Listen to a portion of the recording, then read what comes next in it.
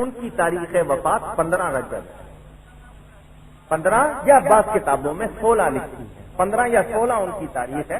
22 رجب حضرت امیر معاویہ کی تاریخ ہے، لیکن 22 رجب میں حضرت سیدنا امام جعفر صادق کی بھی ایصال ثواب کے لیے فاتحہ کی جائے تو غلط نہیں ہے، لیکن یہ شرط نہیں کہ ایک برتن ہوگا دوسرا نہیں ہو سکتا، کچا برتن، یہ برتنوں کی شرط وغیرہ اور گھر سے لانے لے جانے کی شرط ہو سکتی، بس یہ شرط نہ رکھو۔ ایصال ثواب جس مومن کے لیے جب چاہے کرو، جب چاہے کرو، اللہ تعالی عطا فرماتا ہے اور فائدہ ہوتا ہے۔ نبی پاک فرماتے ہیں قبر میں مردے کی حالت اس طرح ہوتی ہے جیسے پانی میں ڈوبتا ہوا شخص، جس طرح پانی میں ڈوبتا ہوا شخص سہارا مانگتا ہے، تنکا بھی مل جائے تو اس کے لیے سہارا، اسی طرح قبر میں مردے کی حالت ہوتی ہے جب اس کو ثواب بیچتے ہو اس کو خوشی ہوتی ہے۔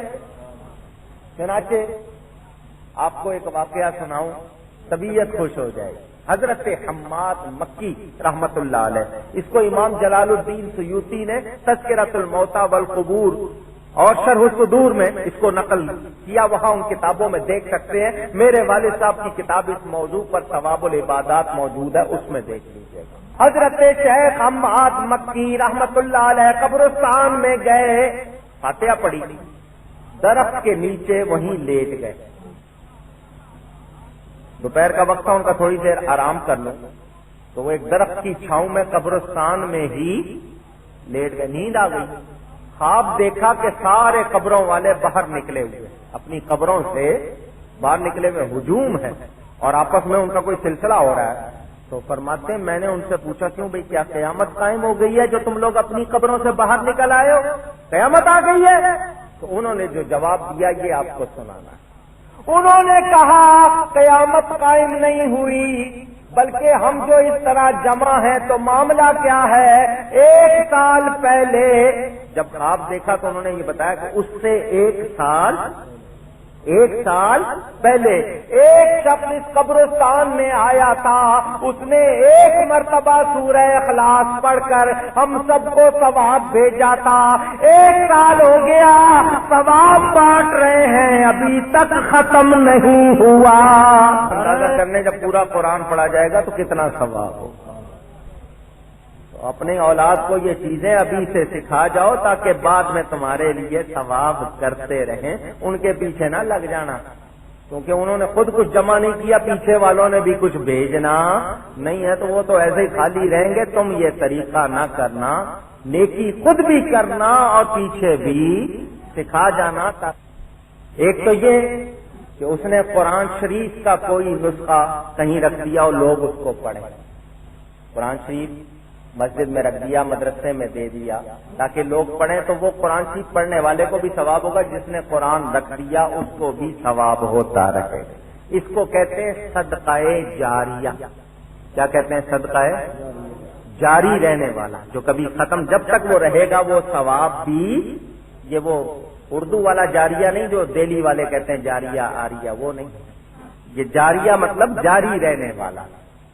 کیونکہ وہ میں نے ایک جگہ کی تھی، وہاں دلی والے تھے تو ان کا بھی آپ کا صدقہ جاریہ، ہمارا تو آریہ، وہ والی بات نہیں ہوگی، سمجھ گئے نا؟ میں نے اس لیے کہہ دیا جاریہ کا مطلب جو جاری ہے، مسجد بنا دی ہو، لوگ اس میں نماز پڑھیں گے، جب تک مسجد رہے گی عبادت ہوتی رہے گی، جتنا ثواب لوگوں کو عبادت کرنے والوں کو ملے گا مسجد بنانے والے کو ملے گا۔ مسجد بنانے میں آپ نے 1 روپیہ لگا دیا، آپ تو بھول بھی گئے ہوں گے، مگر اس کا ثواب ختم ہوتا۔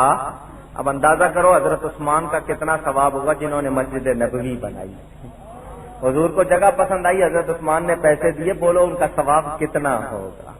اس لیے نیکی میں اسی طرح کنواں کھدوا دیا، کوئی رستہ بنا دیا، آخری چیز کیا ہے؟ نیک اولاد چھوڑ دی جو پیچھے عمل کرتی رہے، نیکی کرتی رہے، اس کو نیکی سکھائیں، بچے کو آپ نماز سکھائیں، قرآن سکھائیں، دین سکھائیں، تو جب وہ نیکی کرے گا تو اس کے ساتھ ساتھ یہ آپ کو بھی ثواب ہوتا رہے گا۔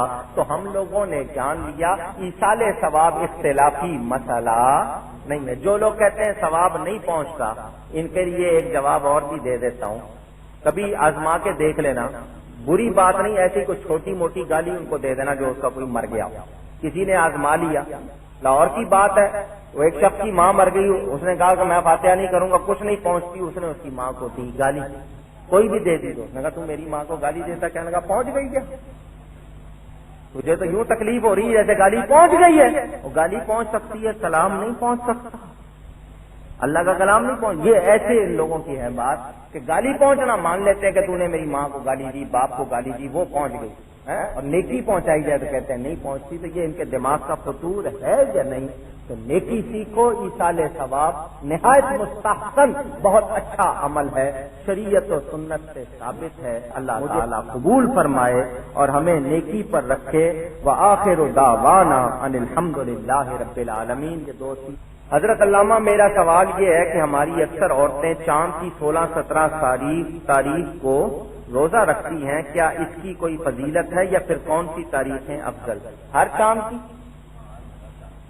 اگر ایام 20 جو ہوتے ہیں درمیانی دن 13، 14، 15 یہی ہے نا، ان کو ایام 20 کہتے ہیں. ہر مہینے 3 روزے ہوتے ہیں. کیوں؟ قرآن میں ہے من جاء بالحسنۃ فلہ عشر امثالھا، جو کوئی نیک عمل کرے اس کا بدلہ 10 گنا. تو 3 روزے رکھ لیں، پورے مہینے کے روزوں کا ثواب ملتا ہے. کیونکہ 3 کو 10 سے ضرب دیں تو کتنا ہو جائے گا؟ 30.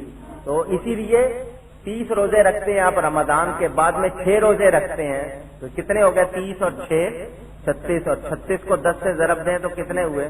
360. پورے سال کے روزوں کا ثواب ہو جاتا ہے.